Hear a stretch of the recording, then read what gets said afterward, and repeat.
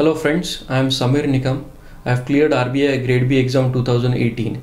To know more about me and my approach towards the exam, please watch this video.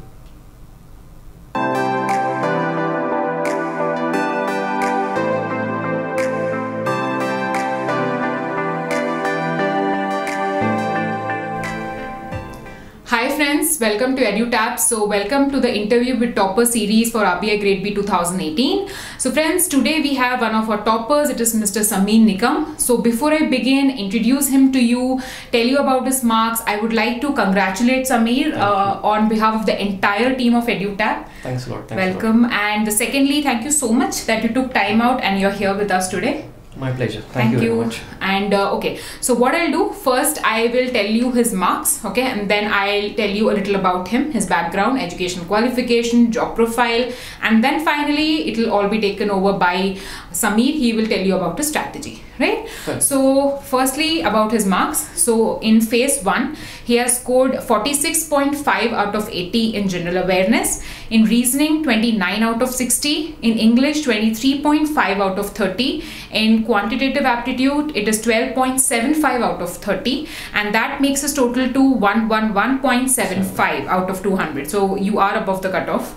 So for phase 2 ESI it is 69 out of 100, finance and management it is 77.5 out of 100, English it is 63 out of 100, so the total is 209.5 out of 300. So that's a good score. Interview he scored 36.5 out of 50, very good enough, decent score. So his total jumped up to 246 out of 350, so way beyond the cutoff that he has for his category. It is 235.50. So this is about the marks of Sameer. So now let me just quickly tell you about his background. So he has completed a 5-year integrated course. It is BE in mechanical engineering plus MSc chemistry, a kind of a very different combination though. Yes, okay? it is a controversial combination. Yeah. And he was asked about this in the interview also. So he will shed light when we discuss that in the interview. So yes, even I asked him the same question when I first wrote down BE in mechanical engineering and MSc in chemistry. So let's figure out later. So that he did from BITS Pilani, Goa, and he's a 2013 pass out, right? And he was offered campus placement in Alpha Laval India Limited. It is a company in Pune. So he worked there as a sales manager for West Region and Delhi NCR. So till March 2017 he worked there in that particular company, and then finally he decided to take that major step in his life, which many of us usually think but are not able to. So he actually quit his job in 2017 March, and he quit it specifically for RBI Grade B, right? He wanted to prepare for it exclusively, and that's why he needed time, and plus he had his own issues with his job, so that was also one of the reason. So let me tell you that RBI Grade B 2018 is his 3rd attempt, okay, but the second serious attempt. Yeah, the first time that he gave his examination was in the year 2015, but that was a non-serious attempt. He was in his job and he didn't find ample amount of time, and he just wanted to see how the paper comes, I believe, right? Exactly. Yeah, and 2016 he skipped because of job commitments. I couldn't give the exam. I couldn't appear for the exam itself. So that was it. So 2016 he missed an attempt. 2017 he cleared prelims. He wrote mains, but his English marks were not up to the mark. He scored 64 out of 100. At that point of time in 2017, the English marks were really high. Absolutely. So because of that, he was not able to make it. And then he did not lose hope, because he had quit his job for RBI Grade B, so he was there towards his destination. So then in 2018, a couple of achievements. He cleared SBI PO as well. Yes. He also wrote NABARD Grade A examination. Yes. He went till the mains, right? Yes. Yeah, and that also he missed by 2.5 to 3 marks. So he was almost there, but still couldn't make it. SEBI Grade A 2018 also he appeared for mains, okay, and again that after that he could not clear. So but as destiny is there, he actually cleared RBI Grade B 2018. He's there with us today talking about his strategy, right? And let me tell you, he subscribed to our course in the year 2017 as well as 2018. So I think fair enough introduction, right? Yes. So I think aspirants out there will be in total control about what he has been doing. So now, more than I think he needs to speak. So we'll just move on to you, Sameer. So now, first of all, I want to ask you this question about quitting your job before I come to know about your strategy. So what made you take that final step and quit your job? To be frank, that was a difficult decision as such. Since I was earning quite good, living in Pune, which was close to my hometown, the life was easy. But then somehow I didn't have that internal thing, that internal satisfaction. This is something that I don't want to do for the rest of my life. Okay. So that was there. I was looking for options. I was planning to do PG, MBA, MS, everything, and then I was also looking for other competitive exams as such. And this is when I came across RBI Grade B through one of my friend who was preparing for UPSC as such. He's right now a NABARD Grade A officer. Okay. He's working with NABARD. So through him, I came to know about the exam. Looked on the internet how things are there, what are the career progression, how one progresses in as a RBI Grade B officer. And then I decided, okay, maybe this is the one for me. I quit my job. Again, a very tough decision, to be frank. Came back home, prepared a strategy, prepared a timeline. In fact, I did a planning of how to spend 1.5 years. I decided that I'll spend a couple of years for myself and maybe rewrite my career itself. So I planned accordingly, and 2017 it didn't work out because I quit my job on 31st March 2017, and the exam was in June as such. Correct. Time span was less. Yes. In fact, I was doing my trekking when the notification came. So that didn't work out that way. I was underprepared for that exam, to be frank, 2017. 2018, I planned it pretty well. Since SBI and NABARD, they were before Grade B, RBI Grade B. So I was in complete flow, and that helped me a lot. Okay, so first, obviously, what was the sequence? First SBI? First SBI, then came NABARD, and then RBI. Then SEBI. And after RBI, SEBI. Right. So 4 exams in a row. Right. Okay. I had my RBI interview on 14 December and CB mains was on 16, so I couldn't concentrate on CB as such. But still, you kept your options open. This is one point that many of you can learn out there. You know, sometimes though he wanted to be an RBI Grade B officer, and because of that reason he quit his job, but still he did not refrain himself for to appear in the other examinations as well. Right, because one thing is that the competition is so huge that you cannot rely on one examination. Yeah, true. Secondly, when you are there, if you have time, when you prepare for an exams, you understand the type of questions that are asked. Like for example, in SBI there was new type of reasoning questions, those were asked, and so I started, after coming back from SBI, I studied those questions. So that helped me a lot. Secondly, NABARD and RBI Grade B has quite a lot of common syllabus, right? Yeah. So eventually my preparation for NABARD helped me with Grade B. Great. So that's something which most of us should incorporate. Absolutely. And the second thing that he told is a very good point, though it's not directly related to the strategy, but he did mention that, he didn't see himself doing the same work for the next 5 to 10 years. Absolutely. So that's, the pointers to all the people watching out there. I really want to take this opportunity and tell you that this line is really meaningful. Whenever you are doing something, if you're skeptical, just ask yourself this question. Are you comfortable in seeing yourself doing the same thing for the next 5 to 10 years? And if there is a no from your end, then you seriously need to think about other options, okay? And that is up to you, whether you manage your job with the other dreams that you have or you quit it. So it is based upon each one's situation also.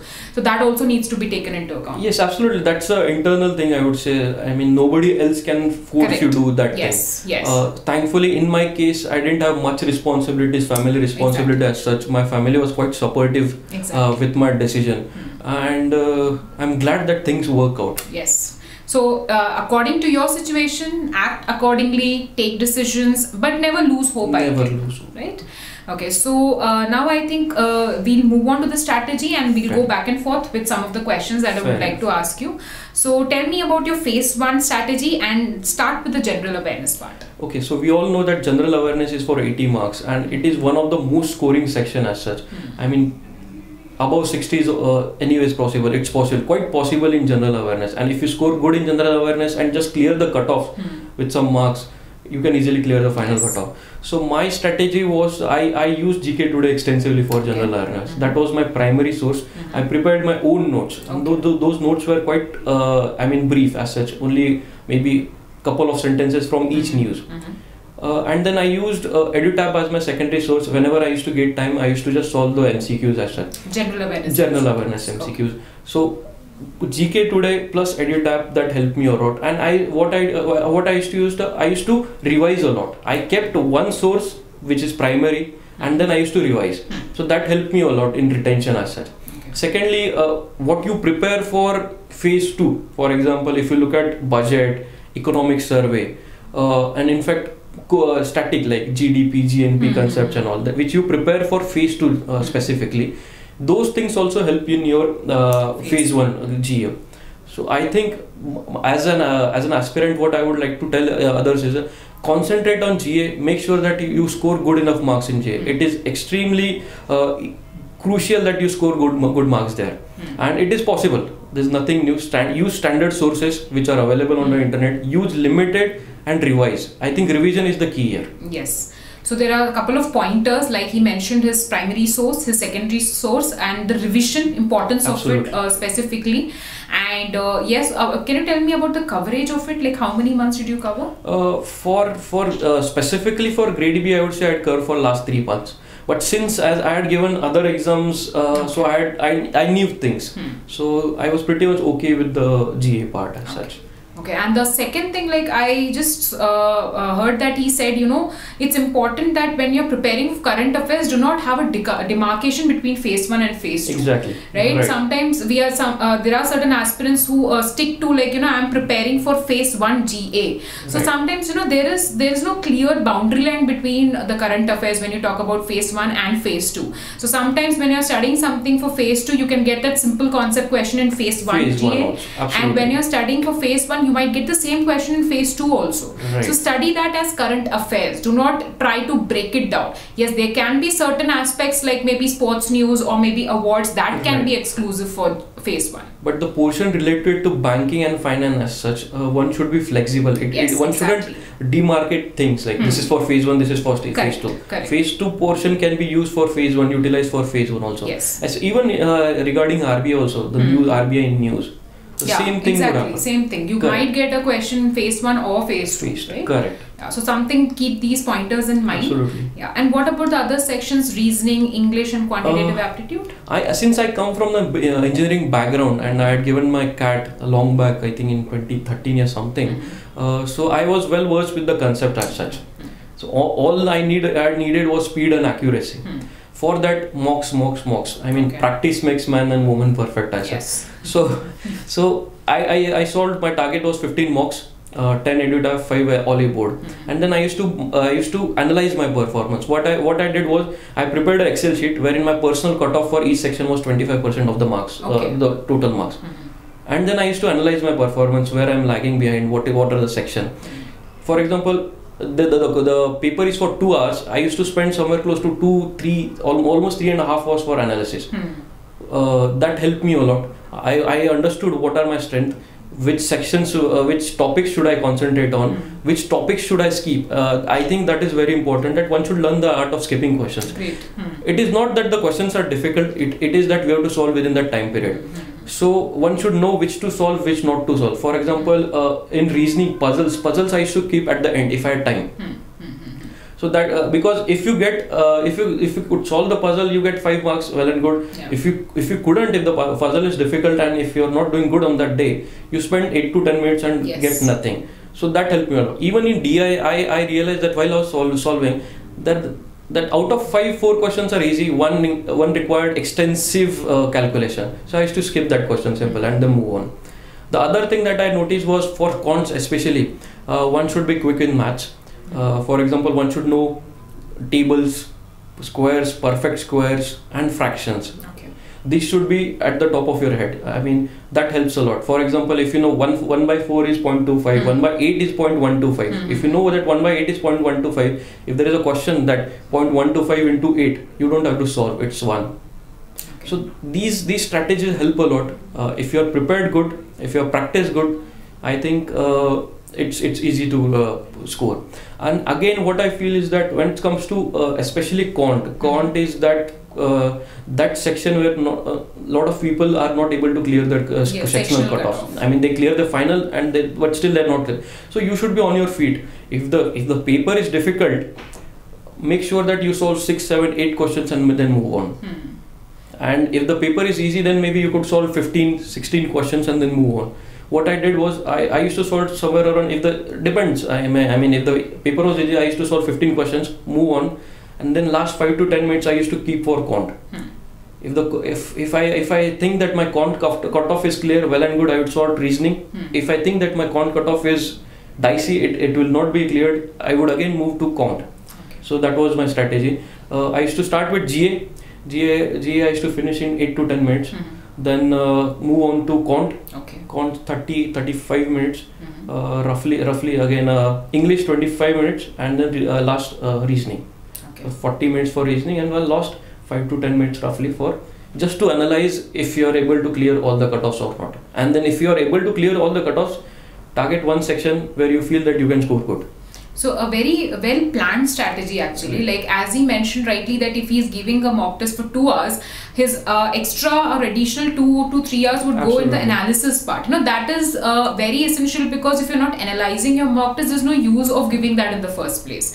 Only when you learn from your mistakes, you can incorporate that in the next mock test, I believe. Absolutely. Just keep a track of your performance. I used to draw graphs on Excel, how I'm moving ahead, and that helped me a lot.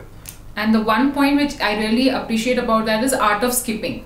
You are not there to score centum. We need to understand that, right? We cannot score 200 out of 200. And even if you do, it's not going to give you any added advantage. It is just a qualifying paper. Absolutely. Right? So I think the point that he's trying to enforce or reinforce here is that you need to, make sure your sectional cutoffs are cleared. And for that, your question selection plays a very important role. Right? Absolutely. That is very important. And it's like your target should be to score cutoff plus 1 mark, you are through. Even if you score cutoff plus 15 mark, again you are through. But it is a qualifying exam, the marks are not counted. So your target should be to clear the cutoff, that's it, and not worry about anything.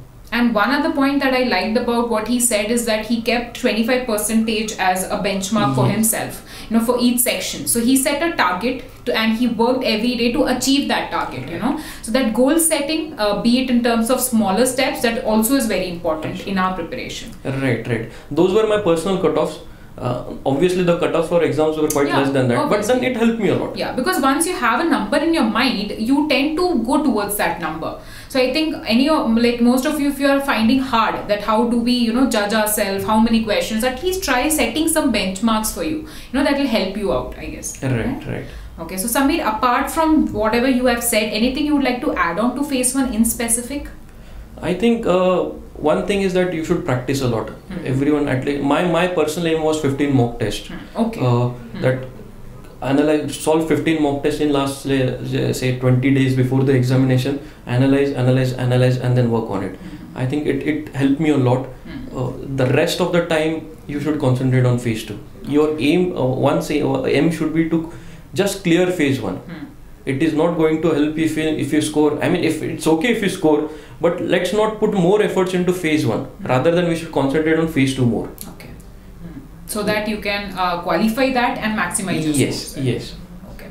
The one thing that I am able to judge from his, the way he's answering questions is he has set a number for everything. Be it the number of mock tests, be it the target marks. So, when you have a number in mind, you usually tend to move towards it. And it actually gives you a closure regarding things. So, I think that's a very good takeaway that many of the aspirants who are struggling with time management can also incorporate this, I guess. Right. One of the number that I had in mind was to solve 10,000 MCQs during the complete examination period.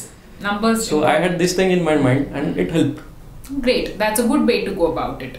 Okay, so we'll move on to phase 2 strategy. Yes. Yeah. Okay, let's break it down. Let's begin with ESI first. So how did you prepare for this? Yes, ESI, if you look, for someone who is coming from UPSC background, it's easy because most of the things are common. For someone like me who had never prepared for UPSC and my only target was RBI Grade B. So then you have to start from scratch. Yes. Basically. So if you look, you can divide ESI into static and dynamics or current affairs. Static part I studied from basic NCRTs 11th 12th. Okay. Then EduTap static part helped me a lot, and then internet. And again on internet, selective reading. It's not that you have to do a PhD in it. Yes. There should be selective reading. Make sure that you read and then you jot down the notes. I think these help me a lot. Note making is very crucial in when it comes to static, because you need to learn numbers. You need to have numbers in your mind. For example, census, SECC, state of forest report. These are important reports, and there are questions that have been asked from these reports. But the questions that are asked are basically numbers as such. So you should jot down notes with importance number which you feel that this could be asked in the examinations. This is for the static part. For the dynamic, the current affair part, I would say I use standard sources, like for example when it comes to budget, the official document, economic survey. I would urge all the aspirants to read it page by page, because I think it is one of the most authentic document ever released by the government of India, and it helps a lot. The discussions that are going on there, it will help in your English also, but at the same time it will help in your interview stage also. Correct. Inferences there. Right. So there are references there. You understand the things that are going on in the Indian economy, XYZ. So economic survey, budget, standard documents, and plus coupled with MCQs from EduTap. Okay. That was the economic survey part. Apart from that, current affairs I covered from the Vision IS. So last 3 to 4 months Vision IS module, and then there is one module for economics, PT 365. Yes. Again, it covers almost a year of current news related to economics as such. I think these were more than enough for me. I revise. Again, revision become importance. Rather than using n number of sources, use standard source and then revise. That helped me a lot. Okay. I would like to urge aspirants to concentrate on and to take it seriously, the art of note making. It is very important that you jot down your points, which can be later utilized when you are during your revision time. Okay, so I was actually coming to the same point that you mentioned at the last, that note making. See, as far as I can see, that you quit your job and you had exclusively the entire time was spent on your preparation. Right. But there are people who are employed and they hardly get 2 to 3 hours per day after their job. So I understand that note making is important, but I don't think it's going to be easy for the employed people to do that. That might be the case, but then again the thing that happens is that even if you are reading something on the internet, there is a chance that you might not get that link again. So if you have notes, or if you are, by notes that doesn't mean that you need to write each and everything. You could save articles. Okay. Like for example, this article is important. I used to save a lot of articles from Indian Express, especially editorials and all. Yes. That helped me during my essay preparation also. Maybe such strategies could be used. Smartly you can work on it. So that helps a lot. Copy paste you can do. For someone who is working, if he reads something, he can just copy paste and save it in a Word file.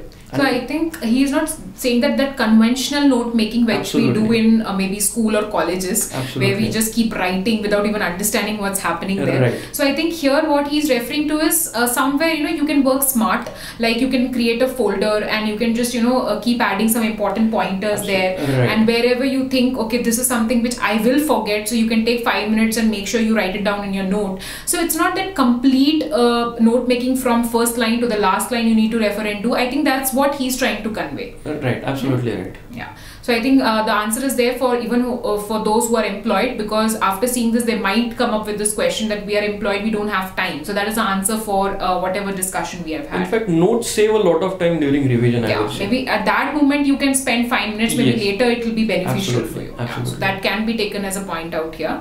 Okay, so we are done with ESI. Let's move on to finance and management. So what was your strategy? Finance and management I was completely dependent on EduTap. From A to Z, everything I was dependent on EduTap as such. And in fact, I would like to convey my thanks to EduTap team for that, because the content was really good. For someone who came from engineering background with zero idea about finance, I had that inertia to start preparation for finance. But then when I started doing finance, I realized that these are just concepts, just like physics or maths or anything. These are just concepts. So once I realized that you are able to know the concept, you know the formula, you can easily solve the numericals. Questions numerical asked in RBI Grade B are not that deep. If you have the basic idea of the concept, you know the formula, you can easily solve. in that case, EduTap helped me a lot. Again, note making. I was what I did was use EduTap, note down my points, and I would like to tell you that almost 80% of my finance paper was from my notes. Because you have noted down those important pointers. Absolutely. Some 40 pages notes I had written down for finance, especially. The rest were on a laptop, but almost all the complete paper was from the note. And when it comes to management as such, if you look, management is extensive. There are a lot of theories involved. There are minute differences between theories. In HR also there are questions like basic difference between job description, job specification, and all. So in that case, you need to understand those concepts. You need to understand those theories really well. That becomes important. And if you need to understand, then you need to revise it. Maybe practice. Management, yes, we need to practice a lot of MCQs, because normally the thing that happens is once you look at the options, you might get confused. So if you have practiced some questions at the back end from anywhere, maybe EduTap has good MCQs for this thing also, management. So once you have practiced those MCQs, it helps. Otherwise, even I faced that problem was I used to get confused with options. Then maybe again I have to come back to my notes, understand the theories, and then again solve MCQs. So that helped me a lot. So here a very valid point that, once you're once you're done with the chapter, make sure you solve MCQs related to it. As he very well put that, suppose you're stuck somewhere, you're confused, then you go back to the proper content and you sharpen your understanding there. So this back and forth should always be there. Never just dump yourself with only understanding and leaving it as such, because application part is important there through MCQs. Right. And MCQs help in application, and in fact concept clarity is also. Yes, exactly. So that is important. And even you get to learn new things. Suppose if you have missed something there through MCQ, you can learn that. And there's one other important, or in fact interesting thing that he pointed out, that the inertia that people usually have, because you are not from a finance background, you're from an engineering background, or be it any other background. So how do I start? That fear that is there in you, I think you need to first remove that apprehension and just go for it, because a line which he mentioned at the start, that you're not required to do a PhD out here. Absolutely. You just need to be, or you need to be in control of some basic concepts, and I think that's going to do the job for you. Right. Basic concepts, formula, and some practice of some numericals. I think that is more than enough for finance. Yeah. So I think these elements put together can make you clear out. Right. Okay. Let's move on to the next paper. That's English. So yes, so pain point, because he clearly told me that 2017 I missed only because of my English marks, because he scored 64 out of 100. Let me tell you, this year he has scored 63 out of 100, but still he was able to make it. This is what happens, in competitive examination, there's no set benchmark. Every year it changes. With the same mark he did not get through last year, with the same marks, in fact 1 mark lesser, he was able to get through this year. Right, so that is something you need to understand out here in competitive exams. So tell me about your English preparation. English, to be frank, English I had not prepared that well. It was ignored from my side. I knew that I haven't given justice to English as such, considering the fact that it is also a 100-mark paper. That mistake I made. Second thing that happened with me, it's subjective. So there's nothing that has changed in last 1 year. Yes, exactly. My proficiency for English is more or less the same. Only thing is, when I have this habit of reading newspapers, so that helped me a lot with the content as such. I used to save good articles from various newspapers. I used to follow Indian Express basically. So I used to save a lot of articles, Indian Express, for till the main stage, and then after that I graduated, and I think maybe I should read Live Mint and all. So that articles that helped me a lot. Other thing what I did was I had done some 10 to 12 essays as such beforehand. What, did you note down the fodder points for them? Or? In fact, proper essays as such. You have framed proper essays. Proper essays. 10 to 12 essays. And almost for NABARD also, the essay was from my notes. And for RBI also, the essay was from my notes. I did an essay on this thing, demonetization. Again, a very balanced view. In essays, I would say that you should have a very balanced view. Be apolitical as such.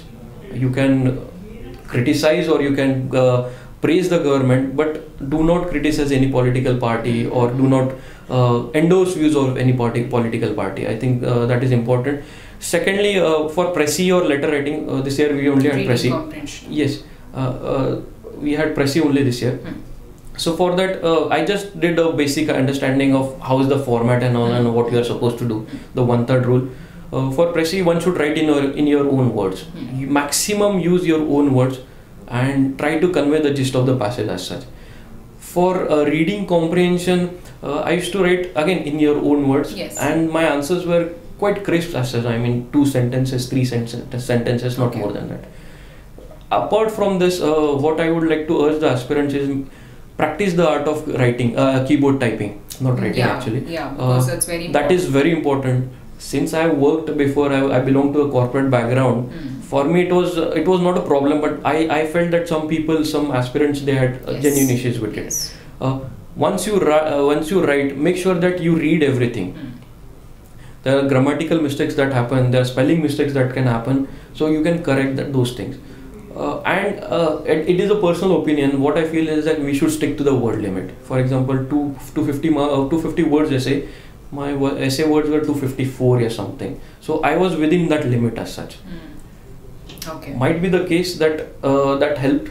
Again, it's a subjective paper. Yes. Nobody knows what goes around. Yes. But this helped me. But I think we need to restrict ourselves at least to the instructions that they have given, right? When you have to sum it up within a few words, you have to sum it up within those words. Right. Absolutely right. Even for Prezi, my Prezi was somewhere around 146 words.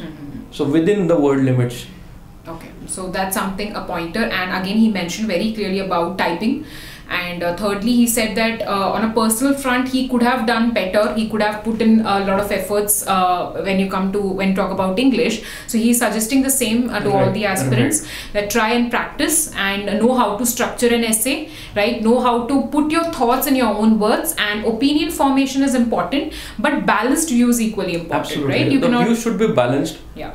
And that is very important. That is something which is expected from an officer also. Yes, you cannot take extreme stands while you're writing something. Right. Okay.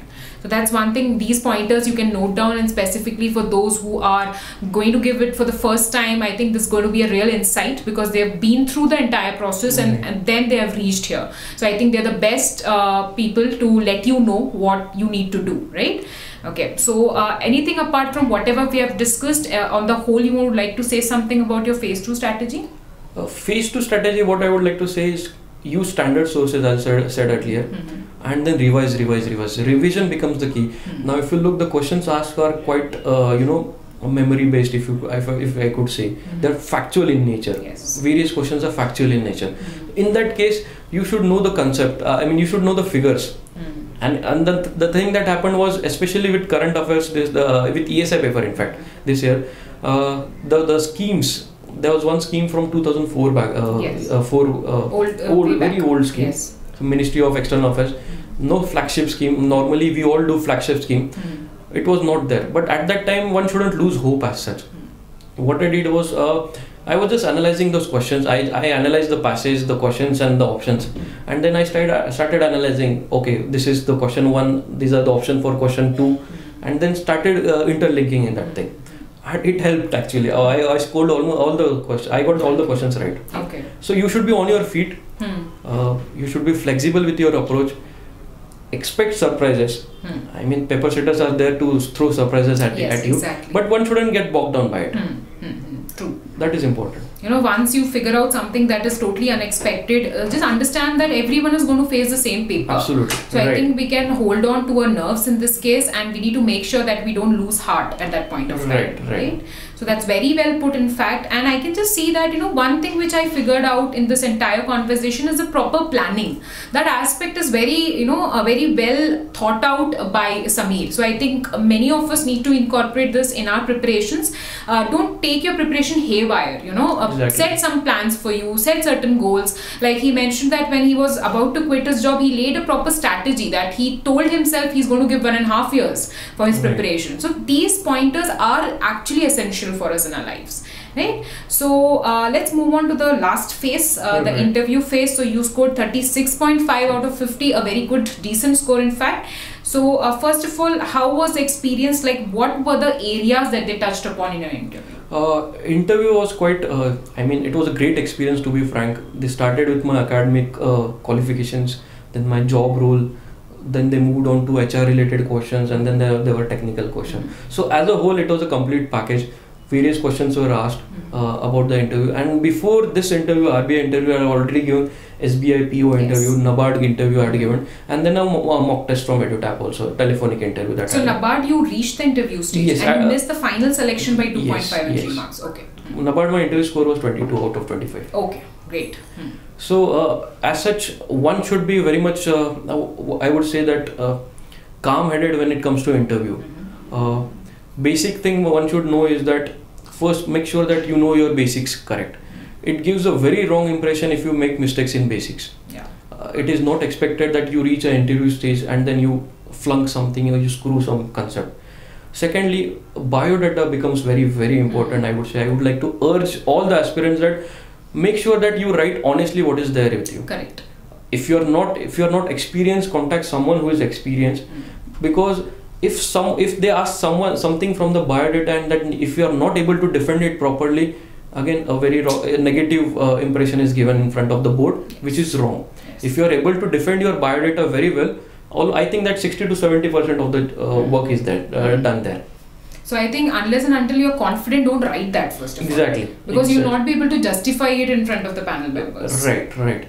Interview experience was, I think, one of the best that I had. It was somewhere close to 12 to 15 minutes of interview. Okay. Lot of questions were bombarded. What I would like to say is that be polite, stay calm. It's okay that if, you might not always endorse their views. So in that case, you can actually say, I went on and said that I'm sorry, sir. I slightly disagree with you what you're saying in one of the questions, and then I put forward my own view. That helped me a lot. In one of the cases, I was talking, and then the chairman in fact said that, Sameer, we do not want media reports. Tell me your opinion. Okay. So you should have a balanced view also about the current affairs, the events that are happening. Once you have a balanced view, and if you put forward in front of the panel, I think they get it. It's okay.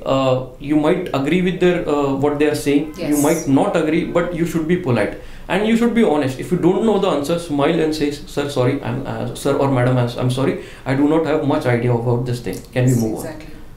So I think very well said that, you might disagree with that opinion, but the way you put forth, the politeness with which you tell them or convey to them is really important.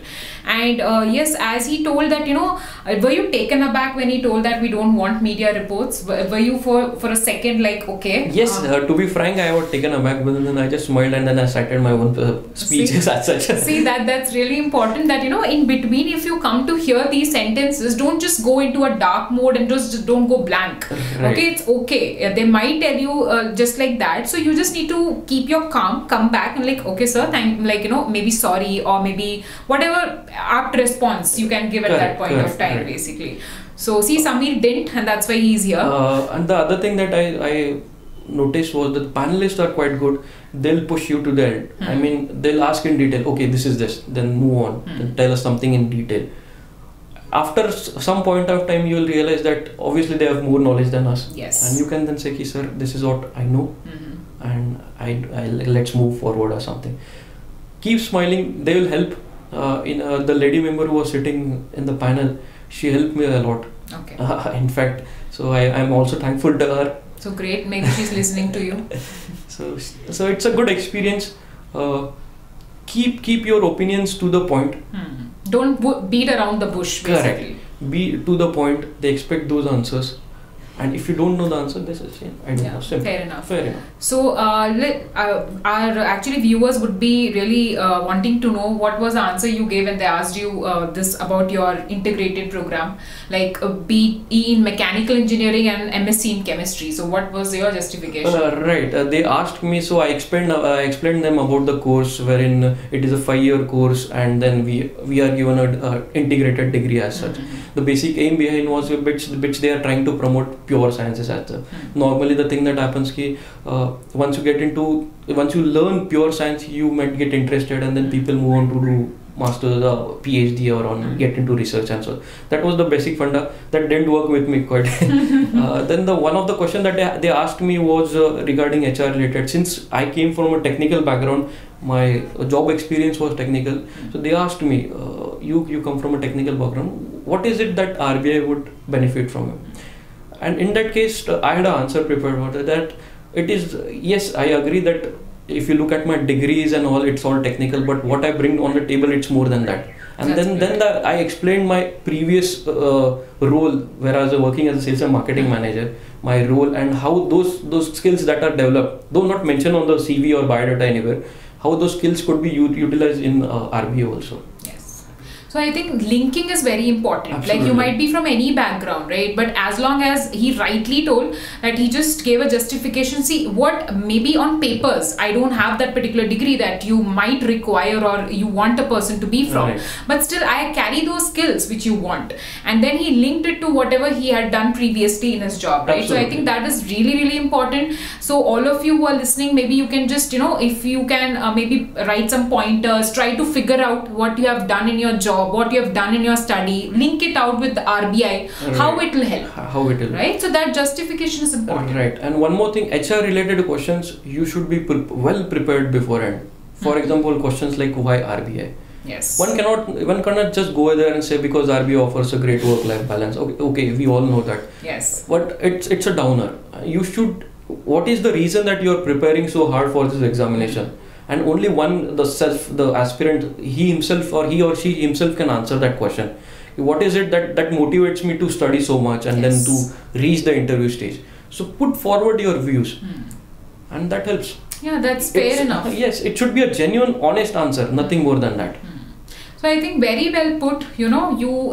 You have to do some amount of homework. Basically, you can just not say that okay, I'll go there and I'll figure out what they're asking. So you need to have certain amount of knowledge. You need to have certain amount of inclination. Like how are you going to take this question, right? So maybe did you do some preparation before you went on there? Yes, I had done quite a lot of preparation since I had a background of a couple of other interviews also. Especially HR related questions. I had done quite a good preparation. You were in hold of that, right? Yes. In fact, and I had prepared my unique answers, which helped me a lot. Current affairs related, I had my own views. For example, Dr. Urjit Patel, he had just resigned a couple of days back before my interview. And at that time, those questions were asked. What is your opinion about this thing?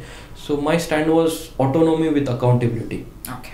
Fine. A middle path wherein you're trying to understand the government's point of view, you're trying to understand the RBI's point of view, and then you're putting forward your views. Basically a midway. Correct. A midway, you can say correctly. The other thing that I would like to say is that there was one more question which I am not able to recall. Again, the same thing. You need to opt for a midway. You need to prepare such things. You need to have your own opinion about it. One of the questions that the panelist asked me, what do you think is the most important quality in an officer? Okay, yeah. I said the ability to say no. Great. So, that's... Yes, I think, I personally felt that is important. It was quite relevant in that scenario there. Correct. And it was a unique answer. I had not copied it from some interview, from some notes or from internet. It was a unique answer. So it helped. So here I would like to just throw light upon the fact that when he says you need to prepare answers, it has to be your unique answers. Absolutely. Preparation doesn't mean you go to some website and you copy paste, because you can see that websites on the internet, it is flooded with these kind of answers. But you need to, your individuality needs to be reflected there. And for that, obviously, you need to think what's unique about you, or how would you as a person answer that particular question. And precisely that is the reason it is called a personal interview. Correct, exactly, very well put. Yes. That is one of the reasons. One mistake that I did during my interview time was I didn't read the speeches and all that well. Okay. I think I should have done. I made a mistake. I urge other aspirants not to make that mistake. Read those speeches. They're extremely good, all the speeches and lectures. You'll understand RBI in detail. You'll understand the problems that are faced in the banking. Speeches in the sense specific to what? The speeches and lectures given by RBI top management. Achha, okay. Whatever they are saying, their viewpoints. Correct. Okay. For example, the wrath of the markets and all said by Dr. Viral Acharya and all. So those are very important. Extremely relevant to our course, extremely relevant to the interview, and you will understand on what all things are going in banking and finance as well, what are the problems faced, what is the RBI stand on it, and then you can use that content in your interview as such. So great, I think again planning clearly shown the way he described his preparation towards for the interview. So Sameer, anything apart from this, any last pointers you want to convey to the aspirants apart from whatever we have discussed until now? Yes, one thing is what is important is you should know where to stop. Yes. No PhD level knowledge required. Basic fundamentals, basic concepts should be cleared. Second thing, never ever underestimate the competition. The competition is huge, so you should be grounded always. One should be grounded. One should understand that there are somewhere close to 2 lakh people appearing for the exam for just 120 odd seats. So one should be grounded. And the important point is that it is a process, right from your what your study phase, and then complete revision, and then your examination. So it's a process. Enjoy that process. Yes. And be positive in that process. If you feel that you can do it, then only you can do it. As simple as that. If you have negativity in your mind that I can't do it, this is tough, this is not my cup of tea, then it becomes difficult for you. You should have that positive, that confidence in you. Okay, things are not going my way, but let's give it a shot. Let's do it. Let's not leave. I think that is important. Have patience, have positivity.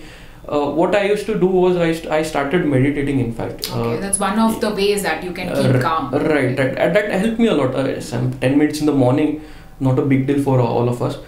It helped me concentrate. It helped me to grasp knowledge. I mean everything, and it helped me to. It mellowed me. It mellowed me down. I mean, I was quite a bouncy kid as such, but it mellowed me. It might sound boring. Yeah, but meditation might sound boring, but I would urge aspirants to at least try it for 10-15 days, and then they'll understand the difference. Yes. So there are a very good pointers that he gave forward. One is that enjoy the process, enjoy the journey. Sometimes it's not just the end that matters. The journey that you go through is equally important. So I think the one I would like to just use this phrase that never say never give up, okay, and never say die attitude. That actually is very important. Okay, that's what he said. Don't give up hope. If things are not your way, they would be your way. Okay, absolutely. Provided you really want them to be that way, right? So I think it's really some good pointers that he have come out with, and I would just like to thank him because I really could sense the amount of planning that he put into his preparation, and that was very well evident through the suggestions that he had for the aspirants. So it's really going to help those people out there. So thank you first of all, Sameer. Absolutely. And I really appreciate the amount of hard work and the process that you have had, the journey that you had. And thank you for being here, and again congratulations from the entire team of EduTap. Thanks a lot EduTap for helping me out during my tough times. We'll be there with all of you guys. Thank you so much, friends, and I hope you make the most out of this particular session. Thank you. Thank you.